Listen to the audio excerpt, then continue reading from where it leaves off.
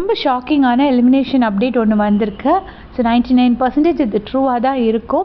இந்த வாட்டி girls சேஃப்னு already சொல்லியிருந்தாங்க. இப்போ பார்த்தீங்கன்னா பாய்ஸில் ஜெஃப்ரி தான் எலிமினேட் ஆக போகிறாரு போல இருக்குது.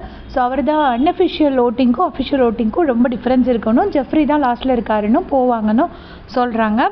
ஸோ ஜெஃப்ரி நேற்று பண்ண மாக்ரி, சௌந்தர்யா பண்ண மாக்கிங்கெல்லாம் வந்துட்டு அவர் ரோஸ்ட் வாங்குறதுக்கு முன்னாடியே அவர் இந்த வீக் எலிமினேட் ஆகி போகிறாரு. ஸோ ஏன்னா பொதுவாகவே நான் பார்த்துருக்கேன், யாராவது எலிமினேட் ஆகி போகிறாங்கன்னா ரொம்ப ரோஸ்ட் பண்ண மாட்டாங்க. ஏன்னா அவங்க தான் போகிறாங்களே அப்படின்னு சொல்லிட்டு சும்மா கொஞ்சம் மைல்டாக தான் ஹேண்டில் பண்ணுவாங்க. ஸோ அதே தான் விஜய் சேதுபதி சார். ஏற்கனவே ஜெஃப்ரி வந்து விஜய் சேதுபதி சாரோட ஒரு செல்ல பிள்ளை தான், அது நம்ம எல்லாருக்குமே தெரியும். அவர் ஜெஃப்ரியை மட்டும் கொஞ்சம் ரொம்ப ஸ்வீட்டாக தான் டீல் பண்ணுவார்.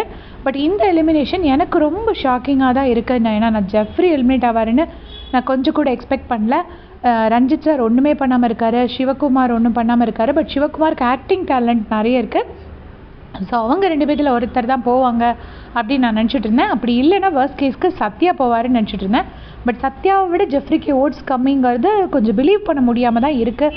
பட் சொல்கிறவங்க வந்து ஓரளவுக்கு ரிலேபிளாக இருக்கிறவங்கிறதுனால ஜெஃப்ரி தான் வெளியே போவாருன்னு நினைக்கிறேன். இதே மாதிரி பிக் பாஸ் அப்டேட் செஞ்சுக்கிறதுக்கு சேனல் சப்ஸ்கிரைப் பண்ணிக்கோங்க. தேங்க்ஸ் ஃபார் வாட்சிங்.